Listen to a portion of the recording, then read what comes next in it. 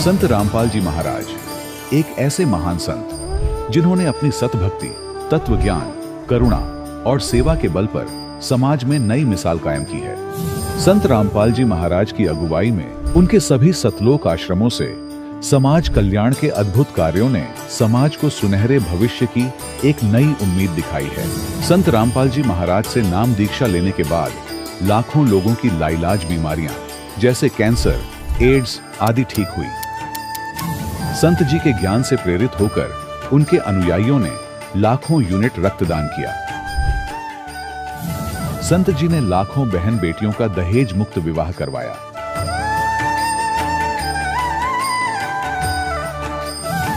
संत जी ने लाखों लोगों का नशा छुड़वाया, करोड़ों उजड़े परिवार बसे।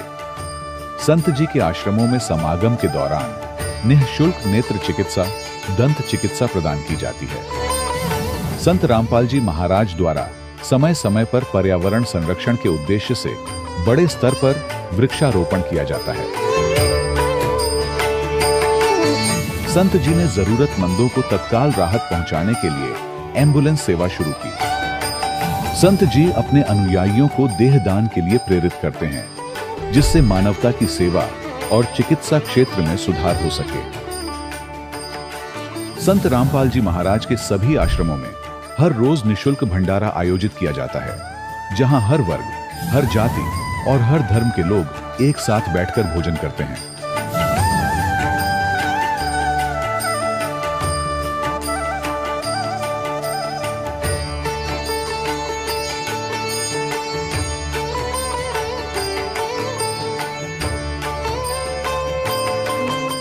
संत रामपाल जी महाराज की अन्नपूर्णा मुहिम ने गरीब और बेसहारा लोगों के जीवन में एक नई ऊर्जा और उम्मीद को जन्म दिया है। घर घर खाद्य सामग्री और जरूरी मदद पहुंचाकर संत रामपाल जी महाराज ने लोगों को दुख और मजबूरी से लड़ने की ताकत प्रदान की है।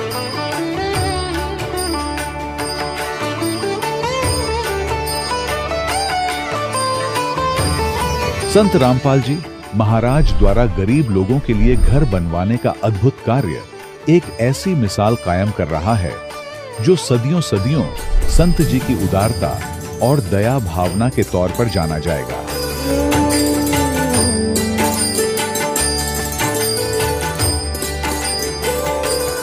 संत रामपाल जी महाराज के आश्रम में हजारों बुजुर्गों को सम्मान और प्यार के साथ जीवन जीने का अवसर मिलता है। उनके खाने, रहने और स्वास्थ्य की पूरी जिम्मेदारी संत रामपाल जी महाराज उठाते हैं। अनाथ बच्चों के लिए संत रामपाल जी महाराज के सभी आश्रम किसी वरदान से कम नहीं। यहाँ उन्हें शिक्षा, संस्कार और भविष्य के लिए बेहतर अवसर प्रदान किए जाते हैं। चाहे बाढ़ हो, भूकंप या महामारी, संत रामपाल जी महाराज और उनके अनुयायी हमेशा ही जरूरतमंदों के लिए सबसे आगे खड़े रहते हैं। कोविड महामारी के दौरान संत रामपाल जी महाराज के आश्रमों से करोड़ों लोगों के लिए भोजन, दवाइयां और जीवन रक्षक सामग्रियां उपलब्ध कराई गई। चाहे गरीब की मदद हो या किसी शोषित और पीड़ित वर्ग के हक और सम्मान की लड़ाई, संत रामपाल जी महाराज ने हमेशा ही उनकी दबी आवाज को सरकारों तक पहुंचाया है और उन्हें उचित न्याय दिलवाने में अहम भूमिका अदा की है। समाज में आध्यात्मिक और सामाजिक मूल्यों के प्रति जागरूकता लाने में संत रामपाल जी महाराज हर कदम पर मानवता के सच्चे सेवक साबित हुए हैं। संत रामपाल जी महाराज का जीवन हमें सिखाता है कि सच्ची सेवा वही है जो निस्वार्थ भाव से की जाए। आइए हम भी इस महान सेवा के कार्य में इस महान संत से जुड़ें और संत रामपाल जी महाराज से नाम दीक्षा लेकर अपने जीवन को धन्य बनाएं।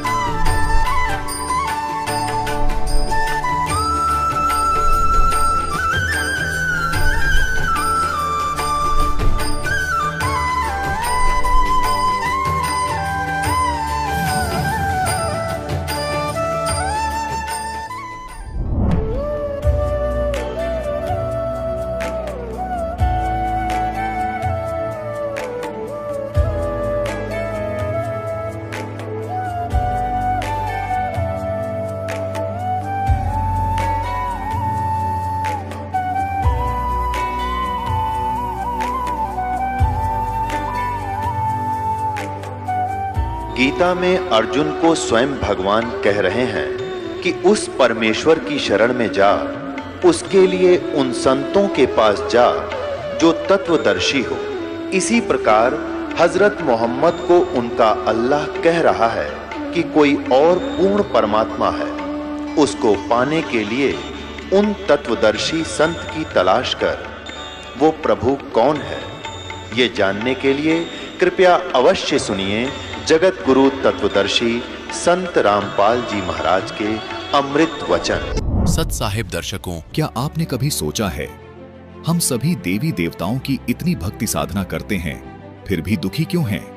ये प्रश्न आज दुख झेल रहे हर एक धार्मिक व्यक्ति के मन में होगा। आज हम आपको ऐसा ही प्रश्न रखने वाली श्रद्धालु का अनुभव सुनाएंगे जो देवभूमि हिमाचल से ताल्लुक रखती है और वहां की पारंपरिक पूजा साधना किया करती थीं। ये हैं सोलन की रहने वाली अनुराधा जी। इनके घर में गृह क्लेश बहुत था, जिसके कारण काफी दुखी थीं, पर इनकी साधना शास्त्र विरुद्ध होने के कारण कोई फायदा नहीं हुआ। न भौतिक लाभ मिला और न ही आध्यात्मिक। पर फिर एक दिन इनके गांव के ही एक व्यक्ति ने इन्हें दी आध्यात्मिक पुस्तक गहरी नजर गीता में, जिसे पढ़ने के पश्चात इन्हें अपने प्रश्न का हल मिला और ज्ञान से प्रेरणा पाकर इस पुस्तक के लेखक से नाम उपदेश ग्रहण किया। दर्शकों, इस पुस्तक के लेखक कोई और नहीं बल्कि स्वयं तत्वदर्शी संत रामपाल जी महाराज जी हैं, जिन्होंने इन्हें अद्वितीय अद्भुत लाभ दिए। संत जी के शुभ आशीर्वाद से इन्हें आत्मिक शांति मिली और ग्रह क्लेश समाप्त हुआ। सुनिए इनके जीवन की सच्चाई जो अनुराधा जी ने आप बताई। बहन जी नमस्कार। सत साहिब। क्या नाम है आपका? मेरा नाम अनुराधा है। अनुराधा जी कहाँ से आए हैं आप? मैं डिस्ट्रिक्ट सोलन हिमाचल से आई हूँ। संत रामपाल जी महाराज से कब जुड़े? हम 18 फरवरी 2011 में जुड़े हैं। संत रामपाल जी महाराज से नाम दीक्षा लेने से पहले आप क्या भक्ति साधना करते थे? हम देवी देवताओं की पूजा करते थे, नौ नवरात्र करते थे, हर एक तीज त्योहार सभी मनाते थे, करवा चौथ के व्रत रखते थे, सब कुछ करते थे। फिर संत रामपाल जी महाराज की शरण में क्यों आना पड़ा? भगत जी कुछ तो ये घर के हालात भी ऐसे होते हैं, घर के कलह क्लेश थे काफ़ी ज़्यादा, और कोई ऐसा आध्यात्मिक लाभ नहीं था, कोई भौतिक लाभ नहीं, कुछ नहीं हो रहा था। जो पूजा कर रहे थे फिर भी करते करते इतने दुखी थे कि हमारे को ये मार्ग चुनना पड़ा। संत रामपाल जी महाराज की शरण में कैसे आए, आपको कैसे पता चला? सर पता हमें ऐसे चला कि मैं ससुराल में नहीं, मैं मायके में रहती हूँ, तो पता नहीं ये परमात्मा की दया होगी जो मैं परमात्मा के ज्ञान पाने के लिए मैं मायके में रह रही हूँ।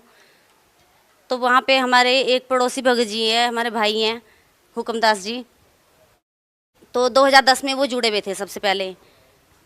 तो वहाँ पे हमारे जो ग्राम देवता होता है, तो हम वहाँ जाते थे, घर की मतलब सारी पूजा करते थे। हमने पानी उठा के ले जाना, आपको पता है हिमाचल में बॉडियाँ होती हैं, नलके वगैरह नहीं होते, कम सम ही होते हैं, तो हमने घर से पानी उठा के ले जाना, काफ़ी दूरी पर ले जाना। तो हमने मंदिर में खूब साफ़ सफाई करनी, सब कुछ करना। तो भगत जी हमारे हुक्मदास भगत जी हमारे देखते रहते थे घर से, तो वो देखते थे, तो उन्होंने सत्संग सुना हुआ था, उन्होंने उपदेश लिया हुआ था 2010 से। पर उन्होंने डायरेक्ट नहीं बोला है हमारे को कि तुम ये पूजा करो, ये व्यर्थ है, ये ऐसा नहीं है। तो उन्होंने अपनी भक्तमती को बोला कि आप इनको समझाओ कि जो ये पूजा कर रहे हैं वो सब व्यर्थ है, बाकी आप सत्संग सुना करो। उन्होंने इतना बोला, तो हम सत्संग सुनने लगे। तो उस दिन से ही हमने ये पूजा वगैरह सब छोड़ दी, जब से सत्संग सुनने लगे। तो सत्संग सुनने लगे, एक दिन ऐसा हुआ कि हुक्मदास जी के जो फादर थे उनकी डेथ हो गई। तो जैसे शाम को बैठने के लिए जाते थे, तो हम वहाँ पे चले गए बैठने के लिए जाते थे। तो वहाँ पे जो मरने के बाद गरुड़ पुराण पढ़ते थे, तो भगत जी ने वो पढ़ने नहीं दिया। तो उन्होंने बोला कि इससे कोई फ़ायदा नहीं है, इससे कोई लाभ नहीं है, ये व्यर्थ है, इसको तो मरने के बाद पढ़ा जाता है, आप गहरी नज़र गीता में पढ़ो जो मैं आश्रम से लेके आया हूँ। तो भगत जी हमने वो पढ़ी गहरी नज़र गीता में, तो हमने पढ़ी भी है, समझी भी है, सबको सुनाई भी है। जैसे शाम को बैठने के लिए काफ़ी लोग हो जाते थे, तो सबने सुनी है। तो हमारे को ऐसा लगता था कि हम इतनी पूजा करते हैं, इतना सब कुछ करते हैं, फिर भी हम दुखी क्यों हैं, हमारे को क्यों कोई लाभ नहीं हो रहा है। तो फिर कैसे पहुँचे आप? तो एक दिन भगत जी ने बोला कि आप देख लो, अगर आपने जाना है। तो हमारे को 15-20 दिन हो गए थे सत्संग सुनते हुए, सुन रहे थे हम। शुरू में तो हमारे को पता नहीं लगा, क्योंकि गुरुजी हरियाणवी भाषा बोलते हैं और हम हिमाचली लोग पहाड़ी भाषा बोलते हैं, तो हमारे को इतना पता नहीं था, पता लगता था शुरू में। लेकिन जब एक बार ध्यान से सुनने लगे तो परमात्मा की वाणी भी समझ में आने लगी, सब कुछ समझ में आ गया। और भगत जी ने बोला कि आपने अगर जाना है, अगर देख लो, अगर आपने जाना है तो चलो। तो हम सिर्फ एक मात्र घूमने के लिए गए थे कि चलो घूम के देखते हैं क्या वहाँ का प्रोसीजर है, क्या सिस्टम है। वहाँ पे कुछ पैसे तो नहीं लगते क्योंकि हम मिडिल क्लास फैमिली से बिलोंग करते हैं, हम इतना पैसा भी नहीं कहीं दे सकते हैं। तो हम जाते हुए चिंता भी हमारे को थी कि कहीं हमारे को कहीं कोई पैसा तो नहीं देना पड़ेगा, कहीं हमारे को खाने का तो नहीं पैसा देना पड़ेगा। तो इस डर से हम मतलब वैसे ही गए थे घूमने के लिए। तो जब वहाँ पे गए, वहाँ पे सत्संग सुना, वहाँ का सिस्टम देखा, तो भगत जी हमने नाम उपदेश ले लिया। संत रामपाल जी महाराज से नाम दीक्षा लेने के बाद आपको क्या लाभ मिला? सबसे बड़ा लाभ तो हमारे को ये मिला कि हमारे को आत्मिक शांति मिली। और लाभ तो बहुत सारे हैं, अगर परमात्मा के लाभ गिनाने लगूँ तो, लेकिन उसमें से एक मेन लाभ ये है कि मैं परमात्मा के संत रामपाल जी महाराज के द्वारा जो दी गई हमारे को दीक्षा है, मैं उसका सिमरन कर रही थी। तो सिमरन करते करते मेरे को सांप ने काट लिया। सांप ने काट लिया तो मेरे 1% भी कोई दर्द नहीं हुई, कोई स्वेलिंग नहीं आई, कुछ भी नहीं हुआ। और पूरा दिन बीत गया। तो शाम को जब मेरे भगत जी आए तो बच्चे लगे कि बोलने की मम्मी के ऐसे ऐसे हुआ है और मम्मी दवाई लेने के लिए नहीं जा रही है। तो भगत जी ने बोला कि आप दवाई लेने के लिए चलो। तो मैंने बोला कि मेरे दर्द नहीं हो रही है, मेरी तकलीफ नहीं हो रही है, मेरे कोई प्रॉब्लम ही नहीं हो रही है, तो मैं जाऊंगी क्यों? मेरे पास संत रामपाल जी का वचन जो उपदेश है वो चल रहा है मेरा। तो भगत जी मैंने ना तो कोई दवाई ली और ना मैंने कोई इलाज करवाया, बल्कि घर वालों की जिद के ऊपर मैंने दूसरे दिन टेटनस का टीका लगवाया जाके सिर्फ। और क्या लाभ मिला आपको? और भगत जी घर में कलह क्लेश बहुत होते थे, उससे हमारी कोई कलह क्लेश नहीं होता है, कुछ नहीं होता भगत जी। आप भगत समाज को क्या संदेश देना चाहते हैं? हम भगत समाज को ये संदेश देना चाहते हैं, खासकर हिमाचल वासियों से, अपने घर परिवार वालों से, कि जल्दी से जल्दी परमात्मा की शरण में आओ, क्योंकि ये मनुष्य जीवन है, ये बार बार नहीं मिलता।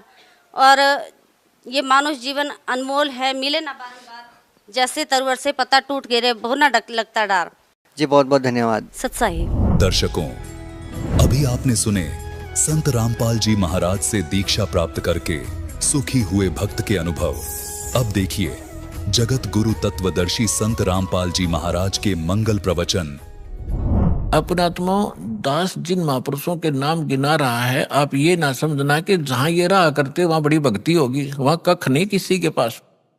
कई भक्त इस भूल में धक्के खान चले गए, वहां कोई छुड़ानी चला गया, और उनका जब देखा हाल फिर आया वापस। तो पुण्यात्मा, क्योंकि हम पहले या भटक चुके हो, अब बार बार ना भटकना, इसलिए दास आपको आगाह करता है। ये संत महापुरुष खड़े हुए, लेकिन वो भी उस महापुरुषों के इस ज्ञान से परिचित नहीं है। तो इन महापुरुषों ने फिर यही बताया। क्या बताया? जैसे नानक साहब ने कहा, धर्मदास जी ने तो कलमे तोड़ रखी है, पूरा कबीर सागर लिख रखा है भगवान कबीर साहब के बारे में कि ये पूर्ण परमात्मा है। मैंने सचखंड में जाकर देखा, वहां सिंहासन पर विराजमान थे, बड़ा तेजोमय शरीर था इन्हीं का। फिर वही मुझे फिर यहाँ मथुरा में मिले दोबारा आकर के, लेकिन यहाँ उनका तेज इतना नहीं था जितना सतलोक में था।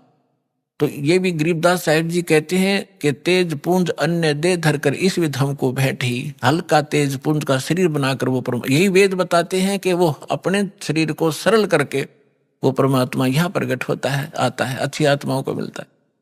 तो इन्होंने क्या बताया है? धर्मदास जी ने कहा कि आज मोहे दर्शन दियो जी कबीर, आज मोहे दर्शन दियो जी कबीर, सतलोक से चल कर आए, सतलोक से चल कर आए, काटन काल की जंजीर, आज मोहे दर्शन दियो जी कबीर, आज मोहे दर्शन दियो जी कबीर।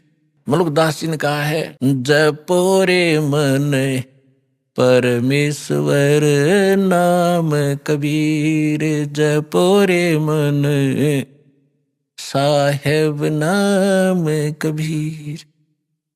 एक समय गुरु बंसी बजाई कालंदरी के तीर, एक समय गुरु बंसी बजाई कालंदरी के तीर, सुर नर मुनि जन सब थकत बहे हुआ, रुक गया दरिया नीर, जपोरे मन साहेब नाम कबीर। दोनों दीन का झगड़ा ठन गया, टोहा ना पाया शरीर, जपोरे मन साहेब नाम कबीर।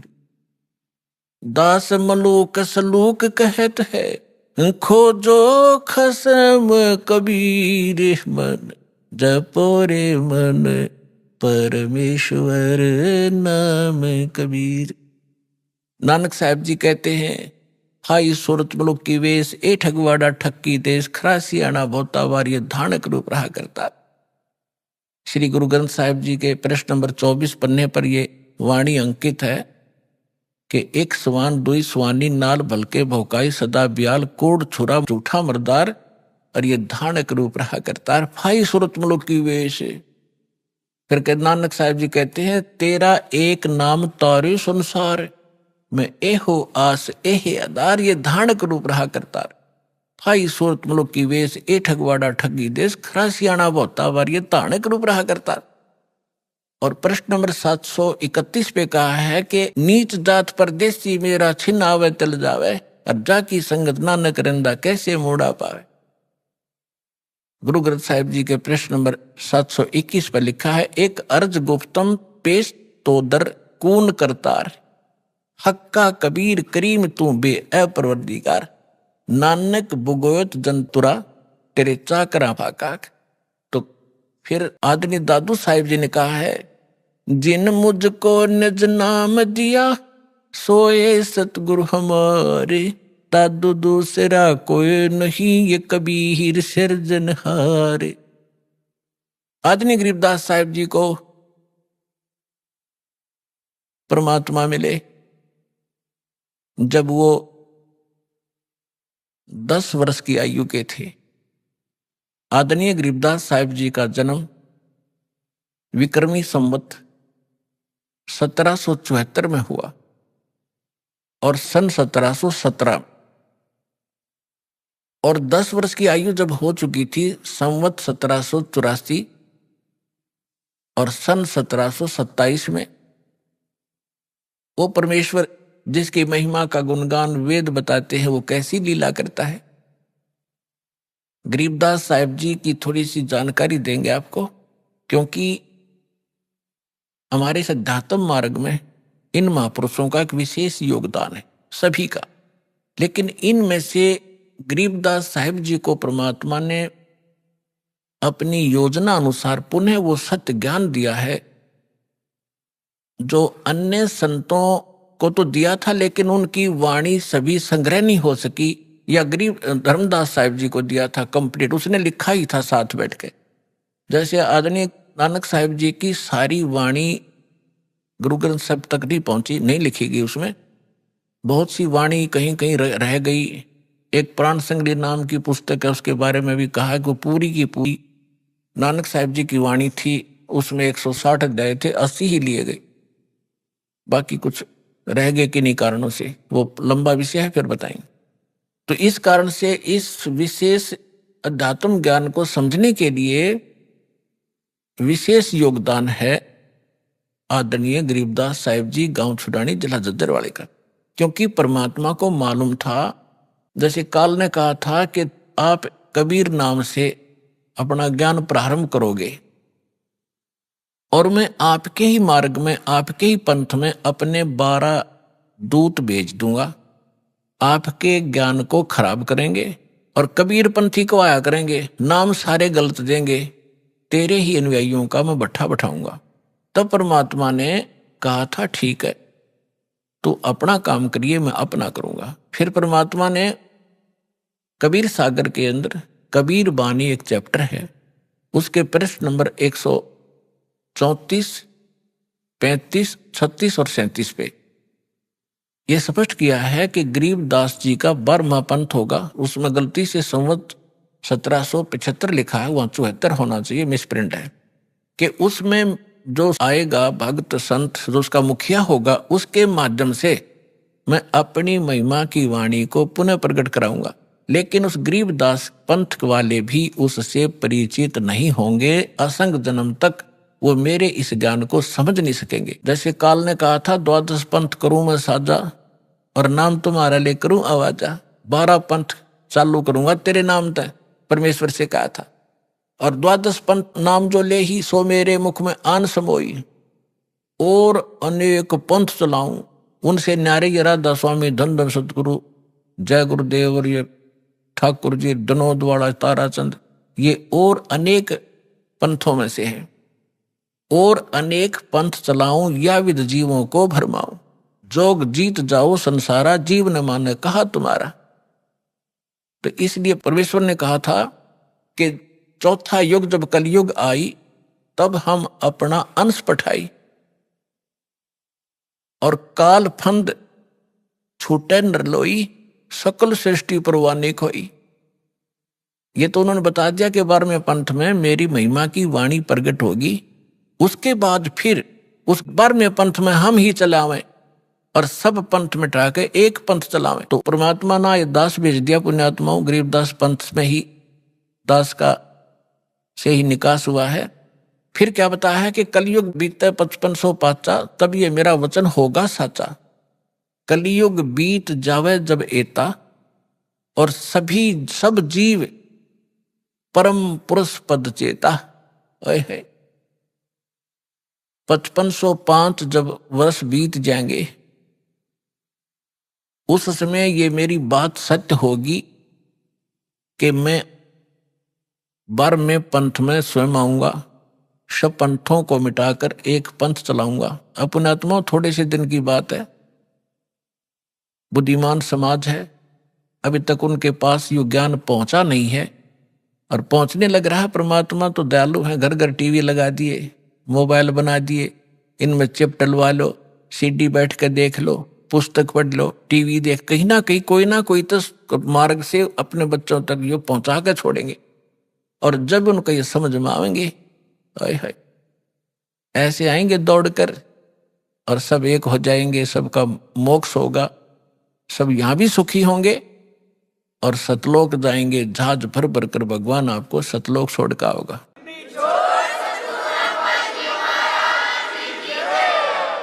तो यहां प्रसंग जो चल रहा था, यहां जो प्रसंग चल रहा है कि गरीबदास जी जो हैं, इनका विशेष योगदान, इसलिए इनकी थोड़ी सी हिस्ट्री सुनाऊंगा ताकि आपको परमात्मा पहचानने में आसानी होगी। सभी वेद बतावें और सभी परमात्मा प्राप्त संत गुण गावें, तो फिर भगवान के पहचानने में आपको धोखा नहीं होगा, देर नहीं लगेगी और दृढ़ हो जाओगे। फिर चाहे कोई ब्रह्मा विष्णु महेश आकर भी आपको भ्रमित करने की चेष्टा करेगा, आप उनकी बात को मान नहीं सकते। दास आपको इतना दृढ़ करना चाहता है। अब गरीबदास जी की थोड़ी हिस्ट्री सुनाऊंगा, यहाँ उनकी जीवन लीला थोड़ी सी सुनाऊंगा, वह पर्याप्त होगी आपके लिए। गरीबदास जी गांव करौथा, जहां अपना आश्रम है, सबसे पहले हमने 1999 में वहीं से स्टार्ट किया था। 2006 में करौथा कांड इन दुष्ट लोगों ने कर दिया था, वो उधर कोई बात नहीं, हम परमात्मा ने हमारा यहाँ सफलता कर दी। हमें तो अपना प्रचार करना है, चाहे कहीं जंगल में बैठ कर गुणगावा भगवान के, बच्चों तक ज्ञान पहुंच जाना चाहिए। तो करौथा गांव के वो मूल निवासी थे उनके पिताजी, और वो ब्याहे थे गांव छुडानी, जिला झज्जर हरियाणा में, और गांव करौथा है जिला रोहतक में। तो यहाँ उनके नाना के छुडानी के अंदर, यानी गरीबदास जी की माता का कोई भाई नहीं था, जिस कारण से उनके नाना जी ने उनके पिताजी श्री बलराम जी को, उनका धनखड़ गोत्र है, अपने घर पे छुडानी में घर जमाई बोलते हैं कि अपने जमाई को वहां रख लेना, उसको घर जमाई कहते हैं। तो सारी संपत्ति उनको दे दी, अपनी बेटी को यानी उसके दामाद को। उनके लगभग 2500 बीघा, जैसे राजस्थान में बीघा होता है, तो 2500 बीघा, पहले बीघा ही था यहाँ पर भी, ये बाद में ये बनी है यहाँ पर एकड़। तो 2500 बीघा जमीन था, इतना बड़ा किसान थे। आज के 1400 के करीब, पौने 1400 के करीब एकड़ जमीन बनती है उन 2500 बीघा की। तो सारी संपत्ति के वारिस फिर गरीबदास जी ही थे। 10 वर्ष के बालक थे। उनके पिताजी यानी नाना जी तभी तक वहाँ साथ ही थे। तो उनके वहाँ लगभग 150 गौवें थी। चरागा, क्योंकि अपने खेत बहुत बड़े थे, गौवें रखते थे। गरीबदास जी उन गौवों के पाली जाया करते थे चराने के लिए जंगल में। उनके साथ में अन्य गांवों के कुछ उनके किसान के यहाँ जो किराए पर पाली होते थे, और कुछ अन्य गांव वाले भी अपनी गौवों को उनके खेतों में चराने के लिए साथ चले जाते थे। संवत 1784 यानी सन 1727 और फागुन उतरते की द्वादशी यानी फागुन सुदी द्वादशी को दिन के लगभग 10 बजे सभी गौवें चल रही थी। कोई बैठी हुई थी वृक्षों के नीचे। जांडी उस साइड में जैसे राजस्थान के अंदर जांड होते हैं ना, जांडियां, ऐसा ही स्थिति थी उस क्षेत्र की उस समय, जो आज बहुत से क्षेत्र में राजस्थान के अंदर। तो वहां जांडी ज्यादा होती थी। उन जांडियों के पास बैठी थी। और एक रास्ता है, गांव कबलाना है, छुड़ानी की सीमा से सटा हुआ। गांव कबलाना से गांव छुड़ानी में कच्चा रास्ता आता था। उस कच्चे रास्ते के ऊपर एक बड़ा पेड़ था जांडी का। उसके नीचे सभी पाली बैठे हुए थे, इंक्लूडिंग गरीबदास जी, और वो भोजन खा रहे थे। अपना 10 बजे से भोजन खा रहे थे। उसी समय परमात्मा सतलोक से आए कबीर देव, एक जिंदा महात्मा का वेशभूषा बना के। कलयुग के अंदर वो जिनको मिले हैं जिंदा, जैसे जिंदा महात्मा कैसा होता है, मुसलमानों के अंदर विशेषकर इस वेशभूषा के फकीर पाए जाते हैं। सिर पर काला टोप होता है, ऊंचे से चुंडे का नू ऐसे खड़ा सा, और एक ही ओवरकोट होता है काले कपड़ों का, काले कलर का ओवरकोट टाइप एक वस्त्र पहनते हैं, और एक अंडरवियर कच्छा घुटनों तक का। ऐसी वेशभूषा वाले को जिद्दा महात्मा कहते हैं। दाढ़ी केस बड़े हुए होते हैं उसके। इस वेशभूषा में परमात्मा थोड़ी सी दूर पर सतलोक से आकर उतरे और उस कच्चे रास्ते जा रहे थे। साथ में पाली बैठे थे, गरीबदास जी भी बैठे थे। उन पालियों में बड़े भी थे, कोई 40 वर्ष का, कोई 30 वर्ष का, कोई 10-15 वर्ष का, कोई 50 वर्ष के प्रौढ़ भी थे। तो उस समय एक विशेषता थी, रास्ते चलते थे साधु संत का तो आदर था ही था, आम व्यक्ति को भी विशेष रिगार्ड दिया करते थे और प्रार्थना करते थे, आओ जी भोजन पालो, दूर से चलकर आए हो, पैदल चल रहे, आओ महाराज बैठो भोजन पाओ। खड़ा हो गया एक आध भक्त और हाथ जोड़ लिए। परमात्मा तो आए उसी लिए थे, बैठ गए उनके पास। तब कहा जी भोजन पाओ। परमात्मा ने कहा, कबीर परमेश्वर ने, उस परम अक्षर ब्रह्म ने, कि भाई भोजन मैं खा के आया हूं अपने गांव से। पालियों ने पूछा आपका गांव कहाँ है महाराज, आपका डेरा कहाँ है? कि मेरा डेरा सतलोक के अंदर है, सतलोक नाम है मेरे डेरे का। अब उनने सोचा भी होगा कोई गांव सतलोक नाम होगा उसका।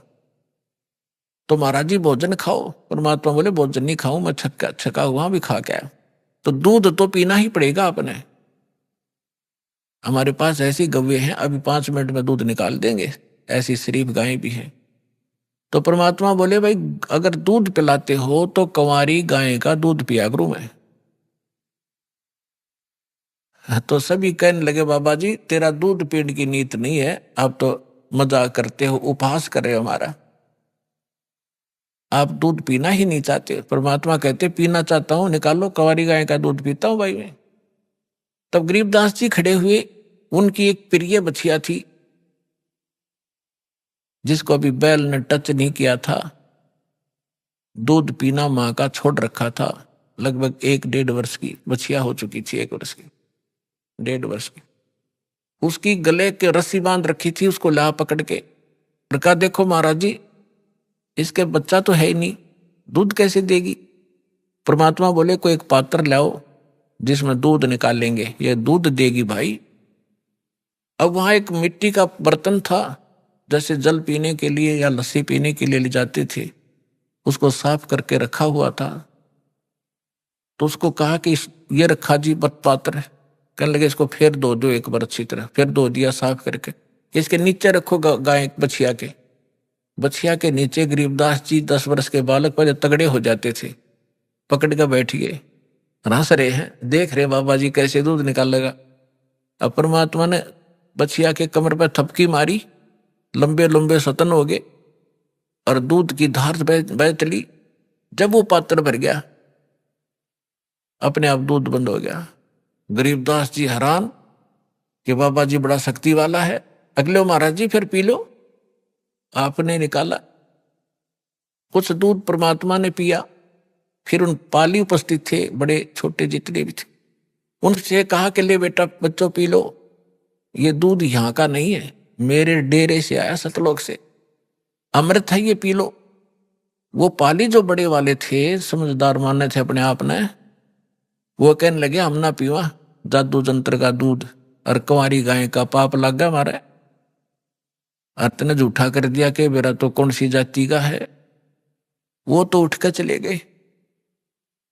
कहते हैं सकल पदार्थ है जग माही, कर्म ही नर पावत नाही। गरीबदास जी बोले ला महाराज जी आपका अमृत कद कद मिला मुझे झूठा। पुण्यात्माओं, ये है वो पुण्यात्मा जिनके लिए भगवान भटक रहे होते हैं, तो दृढ़ भक्त होते हैं, उनका स्वभाव न्यारा होता है, उनके लक्षण अलग होते हैं।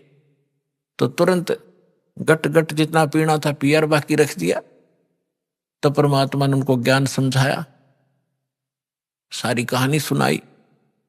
तो परमात्मा से कहा बच्चे ने कि भगवान आप ऐसा स्थान बताते हो, क्योंकि वहां तो सारे दुख ही दुख होता था, जैसे राजस्थान रेगिस्तान है, ऐसे ही वह क्षेत्र था, ना कोई नहर का साधन था उस समय, दुख है दुख थे वहां पर, कभी सूखा गिर जाता था। तो परमात्मा ने बताया कि मेरा जो डेरा है बेटा, वहां पर ऐसे दूध की नदी बहती है, घी के सरोवर हैं, और वहां पर काजू किस्मत सेब संतरे सदा बाहर वृक्ष हैं, वहां कोई अभाव नहीं है, बहुत सुंदर लोक है।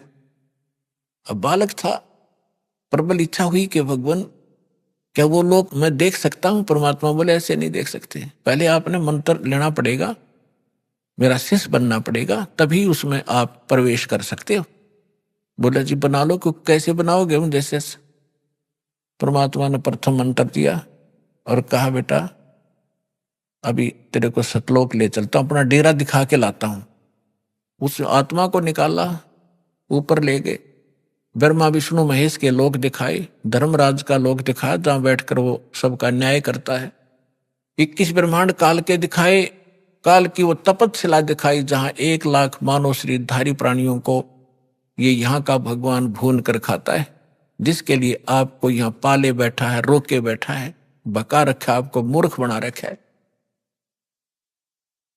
और उस काल के सिर पे पैर रख के परमात्मा उसको ऊपर लेकर गए। अक्षर पुरुष का लोक दिखाया उस पर ब्रह्म का, फिर 12वां द्वार पार करके सतलोक में पहुंचे, गरीबदास जी को देखे। अब वहां क्या लीला की दाता ने, वहां परमात्मा अन्य रूप में, उसी शकल में एक अन्य रूप सिंहासन पर विराजमान है, सिर पर मुकुट है जैसे राजा पहनते हैं, बहुत ही सुंदर मुकुट सफेद कलर का। ऊपर एक छत्र है बहुत सुंदर सफेद कलर का, बहुत सुंदर सिंहासन जिसमें हीरे मोती और लाल लगे हुए हैं, सफेद ही कलर के। वो बैठा है भगवान सतलोक में। बैठे भगवान के एक रोमकूप में करोड़ सूर्य करोड़ चंद्रमा मिला दे इतना प्रकाश है, तो उसको चरम दृष्टि नहीं देख सकती, आत्मा की आंखें ही उसको देख सकती हैं। तो गरीबदास जी ने देखा भगवान तो ये है मालिक बैठा तख्त पर, और बहुत बड़ा गुम्बद है उसका, जैसे मंदिर नुमा एक बहुत बड़ा गुम्बद है, उसके सेंटर में भगवान विराजमान है।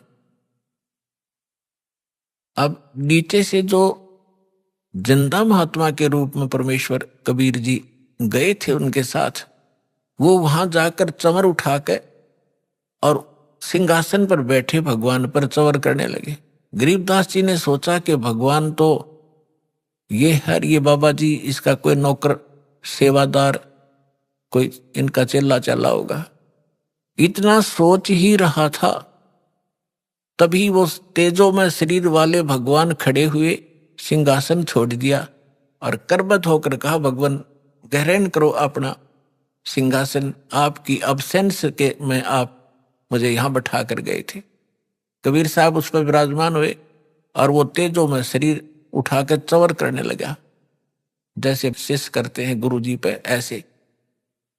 गरीबदास जी ने सोचा, रे यू भगवान और चंवर करे इस पे, बाबा जी पे। इतने में क्या हुआ कि वो तेजो में शरीर नीचे से गए जिंदा महात्मा के शरीर में समा गया और चंवर अपने आप घूम रहा ऊपर। इस लीला को देखने के बाद परमात्मा ने सारी कथा सुनाई, भाई मैं भगवान हूं। गरीबदास में काशी में रहा 120 वर्ष, मेरा धाणक कबीर नाम था, मैं धाणक रूप में रहा करता था, जुलाहा का काम करता था। सारी सृष्टि को मैंने ज्ञान देने की चेष्टा की, लेकिन उन नकली लोगों ने अपनी चलने नहीं दी और सभी बच्चे अशिक्षित हैं। गरीबदास जी ने कहा कि भगवान मुझे यहीं रख लो, मैं नहीं जाऊं उस गंदे लोक में। परमात्मा ने कहा, बेटा जाना पड़ेगा, तेरे भाई बहन हैं, उनको कौन बताएगा मेरी महिमा, मेरा गवाह कौन बनेगा, तो गवाह बन, मैं तेरे साथ रहूंगा, कोई आपत्ति बेटा तेरे पाण नहीं दूंगा, तू मंत्र करता रह। यानी इस प्रोसेस में, इस सारे घटना चक्कर में काफी समय बीत गया। उधर से जो पाली थे उन्होंने, वो तो छोड़कर चले गए थे, उसको काफी दूर चले गए। तो 3-4 घंटों के बाद, 5 घंटे के बाद उन्होंने देखा, उनको तब तक ध्यान नहीं आने दिया परमात्मा ने। उन्होंने कहा, वो लड़की का लड़का कहाँ है, उसको उसका नंबर आ गया गाय घेरण का। पाली क्या करते थे, अपना समय टर्न लगाते थे कि 2 घंटे तू पशुओं के साथ खड़ा होगा, हम लेटेंगे वृक्ष के नीचे। तो उसका जब नंबर आया, उसको खोजा, कह रहा वो कहाँ गया। उन्होंने कहा तो बाबा जी के पास बैठा रह गया था, लाओ उसको उठा बुला के। 2 जने बुलाने गए, वो शरीर ऐसे बैठा है आराम से, और वो आवाज लगा रहे हैं, अरे गरीबू, गरीबदास नाम था महापुरुष का। गांवों में गांव नाम बिगाड़ दिया करें, गरीबू कहा करते, गरीबू कहने लगे, ओ गरीबू आ जा, तेरा नंबर आ गया, गाय घेर ले। निकट से आके कहने लगे, ओ भगत जी खड़ा हो ले। उन्हें सोचा समाधि लाए बैठा है, और वो बैठा शरीर टिका था उसका, पकड़ के हिलाया, कहते गए भगत जी खड़ा हो। वो गिर गए तो आंखें खुली हुई, सांस नहीं, वो तक एकदम हक्का बक्का रह गए। आवाज लगाई दूसरे साथियों को कि गरीबू मर गया, गरीबू मर गया, भागो भागो। उन्होंने कहा, जाओ गांव में बताओ, सारी कथा सुनाना कि एक बाबा जी ने जंतर मंत्र का दूध पिला दिया जिससे मर गया हो। अब गांव में भागे गए। माता पिता का इकलौता पुत्र, वो भी 12 वर्ष शादी के बाद हुआ था, विवाह के उपरांत, और उसकी मृत्यु सुनकर दोनों अचेत हो गए, बेहोश हो गए, चक्कर खा के गिर गए। फिर गांव के अन्य लोग, उनके नाना जी साथ और भी बहुत से, जिसने भी सुना वही चल दिया खेतों की तरफ। वहां से बच्चे का शव उठाकर लाए, शाम होगी, चिता पर रख दिया अंतिम संस्कार करने के लिए। तब परमात्मा ने कहा, बेटा जल्दी जा, ना वो खराब कर देंगे तेरे शरीर को। गरीबदास जी को सब कुछ दिखाया, वहां से सारा दिखाई देता है। यहाँ पर चाहे चीटी देख ले चलती, वहां ऐसी दिव्य दृष्टि मिलती है। गरीबदास जी तुरंत छोड़ दिए, जा बेटा स्पीड से। 1 सेकंड के भी कुछ अंश में आत्मा में प्रवेश कर दिया गरीबदास साहिब जी को। ऐसे जब चिता पर बैठे हुए थे, उनका जैसे बांध कर ले जाते हैं ना, उस अर्थी के ऊपर रस बांध लेते हैं, रस्सा कहीं गिर ना जा रास्ते में, वो नौका ने रखा ही था। इतने में उठ गए और वो बंधन अपने आप टूट गए, खुल गए, और खड़ा होकर 10 वर्ष का बालक देखता है तो वह कहाँ गया, जैसे सरप्राइज सा होता उसको। उसकी भाषा बदल गई, उसका विचार बदल गए, बुजुर्गों जैसी बातें करने लग गया और ये बानी सुनाने लग गया। अब जिससे भी बात करे ये अमर बाणी बोल कर बात करे। गांव वाले इस वाणी से परिचित नहीं थे, और अपने आप बोलते रहते थे, कहीं खड़े होकर के बच्चों में बैठ जाते, बच्चों में यही कहानी सुनाने लग जाते। अलल पंख अनुराग है सुन मंडल रथीर, दास गरीब उधारिया सतगुरु मिले कबीर। तो सारा गांव उसको कहने लगे लड़का पागल हो गया, एंड बैंड बोल रहा है, इसकी भाषा समझ में नहीं आती, पागल हो गया, मेंटल हो गई। उसको पागल कहने लगे, गांव में बावलिया कहते हैं, बौड़ा, उसको बावड़िया कहने लगे। अभी आपने सुने संत रामपाल जी महाराज के मंगल प्रवचन। आइए अब सुनते हैं संत रामपाल जी महाराज से नाम दीक्षा लेकर सतभक्ति करके अद्भुत लाभ प्राप्त करने वाले अनुयायी के विचार। दर्शकों, हर मनुष्य कामना करता है कि जो भक्ति वो कर रहे हैं उससे उन्हें शारीरिक, मानसिक और आध्यात्मिक लाभ मिले, उनकी तमन्नाएं पूरी हों। पर विभिन्न गुरुओं पंथों के चलते उन्हें सच्चे परमात्मा के मार्ग का ज्ञान नहीं हो पाता और इन लाभों को प्राप्त करने से वंचित रह जाते हैं। लेकिन आज हम आपको जिस श्रद्धालु का अनुभव सुनाने जा रहे हैं, उन्होंने सच्चे गुरु की शरण प्राप्त कर अपनी अधूरी तमन्ना को पूरा होता देखा है और सर्व लाभ प्राप्त किए हैं। ये हैं कुरुक्षेत्र, हरियाणा की महक जी। इनकी माताजी ने राधा स्वामी पंथ में अपना काफी लंबा अरसा बिताया है और खूब सेवा की, पर अंत में बीमारियों, दुखों के अलावा कुछ हाथ नहीं लगा। आर्थिक तंगी थी और घर में सभी किसी न किसी बीमारी से ग्रस्त रहते थे। इसी कहर की लहर के चलते इनके पिताजी की भेंट होती है संत रामपाल जी महाराज जी के शिष्य से। आध्यात्मिक गूढ़ रहस्यों की जानकारी होने के बाद महक जी परिवार सहित संत रामपाल जी महाराज जी के सतलोक आश्रम जाती हैं, जहां का प्यार भरा मनमोहक वातावरण देख ये प्रभावित होकर नाम दीक्षा ग्रहण करती हैं। उसके पश्चात तो मानो महक जी की जिंदगी में नया उजियाला छा गया। सच्ची भक्ति से इनकी अधूरी संतान प्राप्ति की तमन्ना पूर्ण हुई और अनेकों अद्वितीय चमत्कार हुए। अब आप स्वयं सुनिए महक जी के जीवन परिवर्तन की सच्चाई, उनकी आप बताई। नमस्कार जी। नमस्कार सर जी। क्या नाम है बहन जी आपका? महक दासी। बहन जी आप कहाँ के रहने वाली हैं? गांव झांसा, डिस्ट्रिक्ट कुरुक्षेत्र, तहसील पेवा की रहने वाली हूँ। बहन जी संत रामपाल जी महाराज से नाम दीक्षा आपने कब ली? मैंने 18 सितंबर 2013 में नाम दीक्षा ली संत रामपाल जी महाराज से।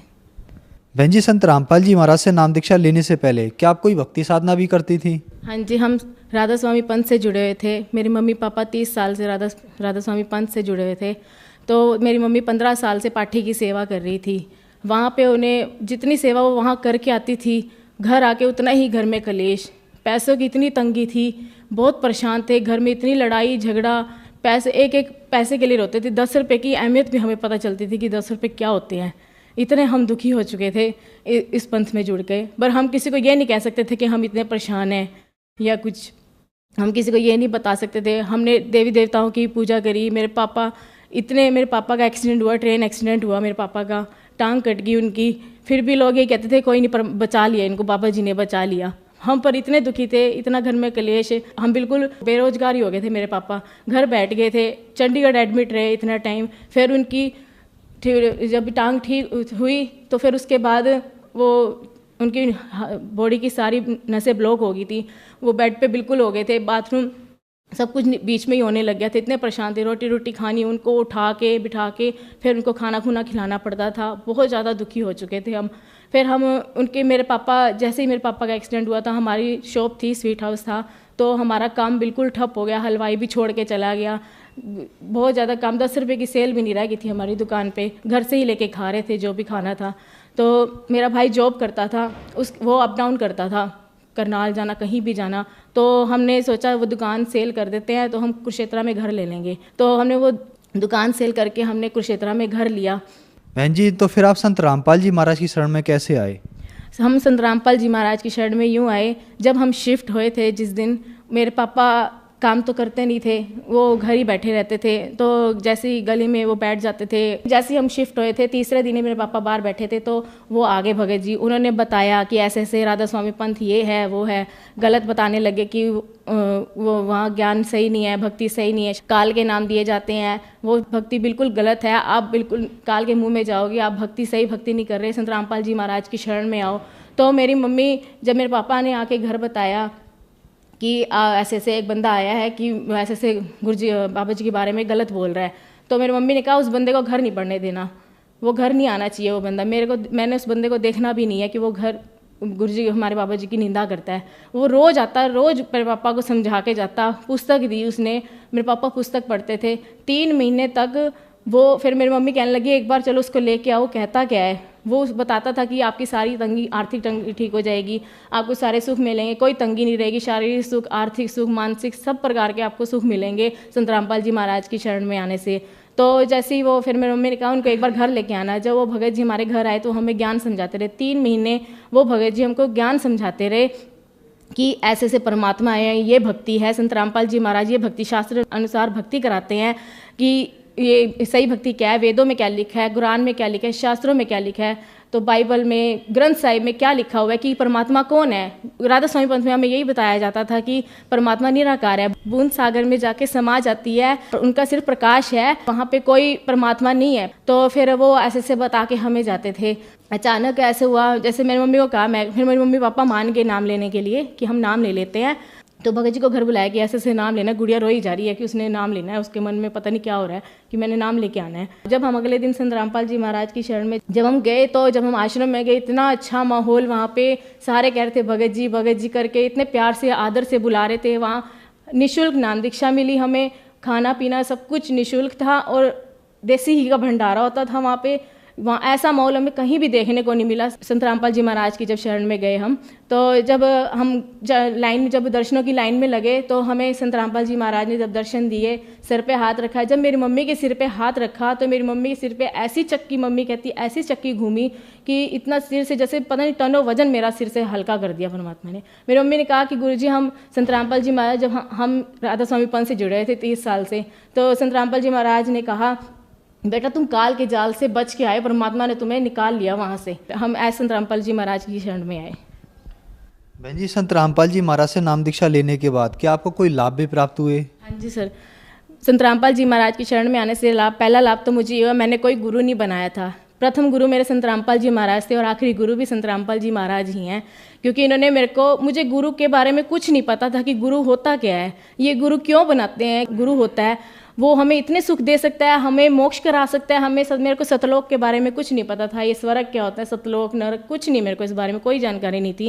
मेरे को संत रामपाल जी महाराज की शरण में आने से ही सारी जानकारी मिली है कि मोक्ष क्या होता है, ये नाम क्या होते हैं, ये काल के नाम है, ये नाम कैसे होते हैं, इनसे क्या सुख मिलता है, क्या नहीं मिलता।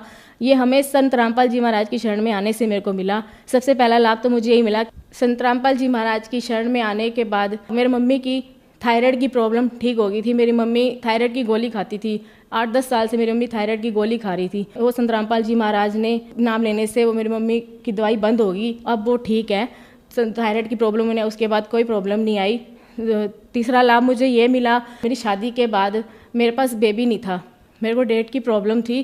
तो मैंने उस दिन मैं बहुत परेशान थी, मैं दवाइयाँ कर करके थक गई थी। मैं इतनी दुखी हो गई थी कि मैं दवाई खाना, मेरे को एक जहर लगता था कि मैं दवाई खा रही हूँ, मेरे से खाई नहीं जाती। मैं संत रामपाल जी महाराज की अरदास करती थी कि परमात्मा मेरी दवाई छुड़वा दो, मेरे से दवाई नहीं खाई जाती। मैं इतनी थक गई थी दवाइयों से, इतने धक्के खा चुकी थी डॉक्टरों के 2 साल से। तो फिर मैंने उम्मीद छोड़ दी कि मैंने दवाई नहीं खानी, जो करना संत रामपाल जी महाराज करेंगे, अपने तो डॉक्टर ही वही हैं। तो एक दिन हमारे घर भगत जी आ गए, तो वो आया अचानक। संत रामपाल जी महाराज ने जैसे उन्हें हमारे लिए ही भेजा था। तो जैसे ही वो घर आए तो उनसे बात करी मेरी सास ने कि ऐसे से बेबी नहीं हो रहा, ऐसी सी दिक्कत है। तो उन्होंने ना प्रार्थना करवाई गुरुजी से। तो प्रार्थना करवाई तो गुरुजी ने ये जवाब दिया कि जो 60 साल की औरत को बच्चा दे सकता है, जो परमात्मा, वो उस बच्ची को भी देगा। संत रामपाल जी महाराज ने ये जवाब दिया।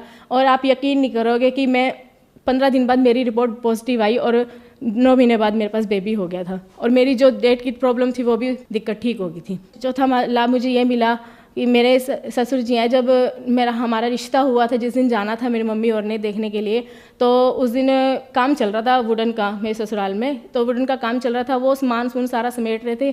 तो ना पौड़ी पे चढ़े हुए थे, वो पौड़ी स्लिप करती थी, पर वो पौड़ी से फर्श गिला था, पैर चप्पल गिली होने की वजह से ना वो पौड़ी से पैर स्लिप हो गया और उनकी एड़ी की हड्डी क्रैक हो गई। तो डॉक्टर ने बोला कि आपका ऑपरेशन हो गया। वो पहले उनको अम्बाला ले गए, वहाँ मेहंदी रत्ता डॉक्टर है, उन्होंने कहा आपका ऑपरेशन किया जाएगा। एक दो और डॉक्टर को भी अम्बाला में दिखाया, फिर चंडीगढ़ भी लेके गए एक दो बार, पर वहाँ पे कोई इनको राहत नहीं मिली। उन्होंने कहा कि आपका ऑपरेशन ही होएगा। तो पर पापा के मन में प्रेरणा है कि एक बार आप प्रार्थना करवा ले। तो गुरुजी ने आशीर्वाद दिया कि बेटा आप ऑपरेशन करवा लोगे तब भी ठीक हो जाओगे, नहीं करवाओगे तो भी ठीक हो जाओगे। जैसे ही प्रार्थना का जवाब आया था तो थोड़ी देर बाद मेरी सास ने कहा कि ऐसा करो आप एक बार चल के तो देखो, एक दो कदम चल के तो देखो। जब गुरुजी ने, संत रामपाल जी महाराज ने कहा है कि आप आराम आ जाएगा, ऑपरेशन के बिना ही आराम आ जाएगा, तो फिर आप चल के देखो। जैसे ही मेरे पापा चलने लगे, 2-4 कदम रखे, उनको दर्द कुछ नहीं महसूस हुआ और वो सही चलने लगे। और उसके बाद आज 5 साल हो गए हैं मेरी शादी को, अब तक ठीक है वो, उनको कोई दिक्कत नहीं आई है। नहीं तो डॉक्टर ने ऑपरेशन बोल दिया था, वो भी ऑपरेशन में रिस्क बोला था कि आप ठीक हो सकते हो कि नहीं हो सकते हो, कोई गारंटी नहीं है इस चीज़ की। और छठा मुझे ये हुआ था कि मेरे पास ससुर जी ने ना शॉप सेल करी थी हमारी रिलेशन में ही। तो हमारे ना पैसे उसने दिए नहीं, 2.5 साल हो गए थे, 8 लाख रुपए थे, हमारी पैसे नहीं मिल रहे थे। हमने कितनी बार उसको बोला, पापा बहुत दुखी होते थे, परेशान होते थे, रकम छोटी नहीं थी, परेशानी बहुत ज़्यादा हो रही थी कि कैसे मिलेंगे हमें पैसे। हम उसको इतना बोलते थे, वो कहता मेरे पास अभी नहीं है, प्रॉपर्टी बहुत मंदी हो रही है, मैं नहीं दे सकता अभी। तो वो कहता था ये शॉप ले लो। तो फिर मेरे पापा कहते थे नहीं हम नहीं लेते ये वाली शॉप। तो हमारी दुकान के सामने थी, जो दुकान हमारी है उसके सामने ही शॉप थी। तो फिर वो पापा प्रार्थना करवा लेते हैं गुरु जी को, परमात्मा तो सारे काम संवार देते हैं। तो मेरे पापा ससुर जी बोले, कहते करवा ले प्रार्थना। फिर मैंने एक दिन प्रार्थना करा ली, उनको बताए बिना ही मैंने प्रार्थना करवा ली। तो गुरु जी ने बोला था कि कोई बात नहीं, परमात्मा दया करेंगे। फिर 1-2 महीने बाद ही परमात्मा ने हमें वो दुकान ही दिलवा दी, हमारे पैसे परमात्मा ने वापस दिलवा दिए। और वो पैसे हमें पता नहीं चला कहाँ से आए। हमने गाड़ी भी ली नवी, तो गाड़ी के लिए भी हमने लोन करवाया, उस दुकान के लिए भी लोन करवाया था। वो लोन बंदा खुद चल के हमें लोन के कागज़ देने आया, हम नहीं तो खुद लोन करवाना हो तो बैंक हमें खुद जाना पड़ता है। वो उसके मन में परमात्मा ने पता नहीं संत रामपाल जी महाराज ने क्या प्रेरणा करी, वो बंदा चल के खुद हमारी दुकान पे वो हमें पेपर पकड़ाने आया। तो एक और लाभ ये है कि मेरे पित्ते में पथरी थी, जो डॉक्टर ने मुझे कह दिया था, जितने भी डॉक्टर थे मेरे को यही कहते, जिनके पास गई मैं, उन्होंने मेरे को ये बताया कि आपके पित्ते में पथरी है, आपका ऑपरेशन ही होगा, गॉल ब्लैडर निकाल दिया जाएगा, तो इसका और कोई इलाज नहीं है। और उसके बाद कोई खाने में इतनी दिक्कत, सब कुछ इतनी दिक्कत, इतनी मैं ये सोच के घबराती थी कि क्या बनेगा मेरा, मैं कुछ भी खाऊंगी मेरे को दिक्कत रहेगी। क्योंकि मेरे रिलेशन में कई ऐसे हैं तो जिन्होंने ऑपरेशन करवाया और वो बहुत दुखी हैं, तो मैं बहुत दुखी होती थी। मेरी डिलीवरी भी ऑपरेशन से हुई थी, मेरे को बहुत परेशानी थी कि मैं अब नहीं ऑपरेशन करवाना चाहती, जो करेंगे गुरुजी ठीक करेंगे। मैंने गुरुजी को प्रार्थना कराई, गुरुजी ने कहा कि परमात्मा भक्ति करो, अपने परमात्मा दया करेंगे। तो मेरी डिलीवरी के महीने बाद ही मेरे को इतनी दर्द उठ गई थी, महीने बाद दर्द उठती थी, वो मेरी दिनों दिन बढ़ती चली गई। रोज़ मेरे को दर्द आने लगी, खाना पीना मेरा हराम हो गया था कि मैं 1 मिनट भी, अगर एक निवाला रोटी का भी गले से नीचे उतर है ना, तो मेरे को दर्द उसी टाइम शुरू हो जाती थी कि मैं क्या खाऊं, मैं भूखी मर जाती थी। अपने बच्चे को फीड देनी, मैं इतनी परेशान हो जाती थी, मैं करूँ तो करूँ क्या। बस संत रामपाल जी महाराज आप ही मेरे को ठीक करो, मैं तो बहुत परेशान हो गई हूँ। तो जैसी मेरी दर्द इतनी बढ़ गई, 2-3 दिन तो मेरे से कुछ नहीं खाया गया। हम डॉक्टर पास गए इंजेक्शन लगवाने दर्द का, तो उन्होंने कहा कि आप ना वहाँ कुरुक्षेत्र दिखा लो डॉक्टर को, अग्रवाल डॉक्टर है वहाँ पे दिखाओ। उन्होंने कहा, फिर उनसे राय ली, उन्होंने कहा स्टंट डलेगा आपका। तो स्टंट डलने के बाद आपको पित्ता निकाला जाएगा, क्योंकि मेरी जो गॉल ब्लैडर की पथरी थी वो नली में फंस गई थी और इसकी वजह से जॉन्डिस हो गया था। जॉन्डिस की वजह से मेरी हालत ज़्यादा ख़राब हो गई थी, दर्द इतनी रह रही थी, वो सूज गई थी। 4.2 mm की नली थी और पथरी फंसने की वजह से 9.4 mm की हो गई थी नली, तो उसकी वजह से इतनी दर्द होती थी। उसी वजह से ही मेरे से खाया पिया नहीं मुझसे जाता था। जब हम डॉक्टर पास गए, डॉक्टर ने कहा कि आप पंचकुला जाओ, वहाँ पे स्टंट डलेगा, स्टंट डलने के बाद आपका ऑपरेशन किया जाएगा। तो फिर हम वहाँ गए, वहाँ पे हम स्टंट डलवा के आए। स्टंट डलवाने के बाद मेरी दर्द तब भी ख़त्म नहीं हुई। वो नली में से पथरी जरूर निकल गई, पर मेरी दर्द नहीं गई, स्वेलिंग जो थी उसकी वजह से मेरी दर्द नहीं गई। तो जब हम आए, एडमिट रही 4 दिन मैं अग्रवाल हॉस्पिटल में, बहुत ज़्यादा परेशान होगी मैं। डॉक्टर ना आगे टालते गए कि आपकी डेट आगे रख देंगे, आप हफ्ते बाद आ जाना। उन्होंने कहा ऑपरेशन कर देते, मैं कहा नहीं, मैंने ऑपरेशन नहीं कराना, मेरा मन इतना था मैं ऑपरेशन नहीं कराऊंगी, जो करेंगे गुरुजी ठीक करेंगे, मैं दर्द सहन कर लूँगी, पर मैं ऑपरेशन नहीं करवाऊंगी, मैंने नहीं अपना ऑपरेशन करवाना दोबारा। तो फिर मेरे फादर इन लॉ ने, पता नहीं परमात्मा ने क्या प्रेरणा करी कि जैसे हम जिस दिन हमने फिर स्टंट निकलवाना था, लास्ट दिन था स्टंट निकलवाने का, आखिरी डेट आई थी, तो मेरी सास के मन में प्रेरणा है कि चल एक बार अल्ट्रासाउंड करवा लेते हैं, क्या रिपोर्ट आएगी। तो उन्हें फिर वहाँ जब गए हम कुरुक्षेत्र अल्ट्रासाउंड करवाने, तो मेरी गोल ब्लैडर में स्टोन एक भी नहीं था और मेरा गोल ब्लैडर बिल्कुल क्लियर था। मैं इतनी खुश हुई, परमात्मा के दंडवत प्रणाम किए संत रामपाल जी महाराज के आगे कि संत रामपाल जी महाराज आपने बहुत दया की। मैं इतना रोई संत रामपाल जी महाराज के आगे, परमात्मा ने मेरे ऊपर बहुत दया करी। जब हम आए घर तो अगले दिन हमने वहाँ जाना था पंचकूला जब हम गए तो वहाँ पे डॉक्टर को रिपोर्ट दिखाई। डॉक्टर तो हैरान हो गए कि पित्ते की पथरी निकल गई है और बिना ऑपरेशन के निकल गई है। तो हमने कहा हम संत रामपाल जी महाराज की शरण में जुड़े हुए हैं, उन्होंने ही हमारी पथरी निकाली है, नहीं तो हमने तो ऑपरेशन ही करवाना था। फिर हम स्टंट निकलवा के घर आए, उसके बाद मैं बिल्कुल ठीक हूँ, मेरे को कोई दिक्कत नहीं है। मैंने अल्ट्रासाउंड भी करवाया था, मेरी रिपोर्ट बिल्कुल नॉर्मल आई है, कोई दिक्कत नहीं है संत रामपाल जी महाराज की। जैसे ये परमात्मा संत रामपाल जी महाराज ने मुझे सुख दिए। सर ये मेरी रिपोर्ट है, गोल ब्लैडर में मल्टीपल कैलकुली, तो थोड़ी छोटी छोटी पथरियाँ थी गोल ब्लैडर में, भरा हुआ था गोल ब्लैडर मेरा पथरी से। फिर इसके बाद ये मेरी स्टंट डलने से पहले की रिपोर्ट है, जब मेरी पथरी दिखाई गई थी। उसके बाद मेरी ये रिपोर्ट है, जब मैंने स्टंट निकलने से एक दिन पहले करवाई थी। ये गोल ब्लैडर इस वो नॉर्मल इस थिकनेस, मतलब ये वाली रिपोर्ट है, कोई पथरी नहीं है, बिल्कुल क्लियर है पथरी। उसके बाद मेरे को कोई दिक्कत नहीं आई, मैंने 1-2 बार और अल्ट्रासाउंड करवाया, कोई भी दिक्कत नहीं आई, बिल्कुल नॉर्मल है। इस रिपोर्ट को देखने के बाद संत रामपाल जी महाराज पे मेरा इतना विश्वास बन गया कि उन्होंने ही मेरा बिना ऑपरेशन के ही मेरे गोल ब्लैडर से पथरी निकाल दी। उन्होंने इतनी दया करी मुझ पे।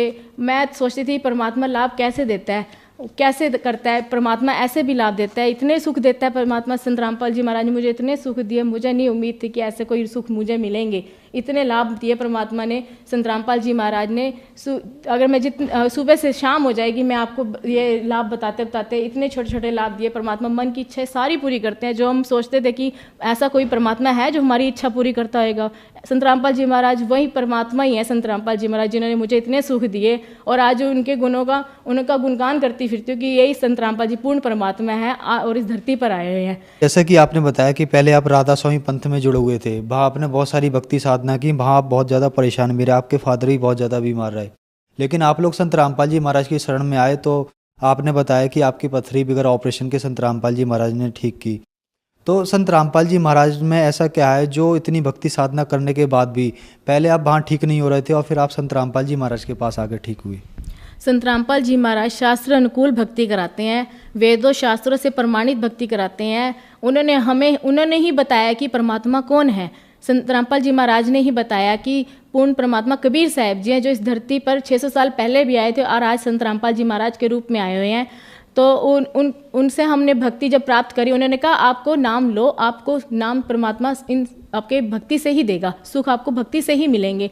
और जैसे जैसे हम भक्ति करते गए, हमें संत रामपाल जी महाराज ने इतने सुख दे दिए कि आज उनकी गिनती नहीं है, इतने सुख दिए हैं। पर आज किसी घर में किसी प्रकार की कोई कमी नहीं है। आज संत रामपाल जी महाराज ने इतना कुछ दे रखा है हमें, आज हम उनके गुण गाते हैं परमात्मा संत रामपाल जी महाराज के कि आज बहुत ज़्यादा उन्होंने हम पे दया कर रखी है। बहन जी, संत रामपाल जी महाराज से नाम दीक्षा लेने के बाद आपको बहुत सारे लाभ प्राप्त हुए, तो जो श्रद्धालु आज आपको देख रहे हैं, खास करके वो महिलाएं जो आज भी दुखी है, उनके लिए आप क्या कहना चाहेंगी? हम तो बहुत तुच्छ जीव है जो हम संदेश देना चाहेंगे। तो मैं तो यही कहना चाहूँगी, मेरी भाभी है जिसको बेबी नहीं हो रहा, मैं उसको कितने टाइम से बोल रही हूँ कि आप यहाँ आ जाओ, नाम ले लो, संत रामपाल जी महाराज की शरण में आ जाओ, आपको बेबी भी हो जाएगा, किसी प्रकार की कोई दिक्कत नहीं रहेगी। वो भी बीमार रहती है। मैं अपने ब्रदर को कहना चाहूँगी और सारे श्रद्धालुओं को यही कहना चाहूँगी कि आप संत रामपाल जी महाराज की शरण में आओ, नाम ग्रहण करो, कल्याण करवाओ। और मानुष जन्म दुर्लभ है, मिले ना बारंबार, तरवर से पत्ता टूट फिरे फिर बहु न लगता डार। ये मानुष जन्म 84 लाख योनियों के बाद एक बार ही मिलता है और इसमें ही हमें अक्षर ज्ञान दिया संत रामपाल जी महाराज ने, परमात्मा ने, कि अक्षर ज्ञान होने से ही हम परमात्मा को पहचान पाएंगे, हम अपने वेदों शास्त्रों को खोल पाएंगे कि उसमें क्या लिखा है, परमात्मा के बारे में बता रखा है, क्या परमात्मा है, कौन परमात्मा, कैसे भक्ति मिलेगी, हमें शास्त्र अनुकूल भक्ति कौन करवा रहा है, हमें सिर्फ उन्होंने ही बताया है। और आपसे यही निवेदन है सभी से, चैनल पर संत रामपाल जी महाराज का संग आता है, उस पर नीचे पट्टी चल रही होती है, उसमें नंबर दिए गए हैं। आप अगर आपकी इच्छा बने संत रामपाल जी महाराज की कोई ज्ञान गंगा पुस्तक मंगवानी हो तो आप वहाँ पे कांटेक्ट करके अपना निःशुल्क पुस्तक मंगवा सकते हैं और संत रामपाल जी महाराज की अपना शरण में आकर अपना कल्याण करवा सकते हैं। धन्यवाद जी। धन्यवाद जी।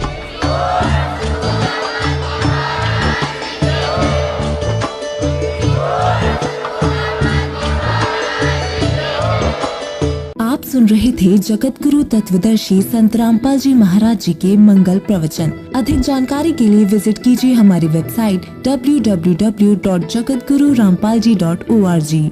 संत रामपाल जी महाराज जी के शुभ आशीर्वाद से पूरे विश्व भर में 500 से भी ज्यादा नाम दीक्षा केंद्र हैं, जिन पर संत रामपाल जी महाराज जी द्वारा ऑनलाइन निशुल्क नाम दीक्षा दी जा रही है। अपने नजदीकी नाम दीक्षा केंद्र का पता करने के लिए संपर्क करें 8222880541।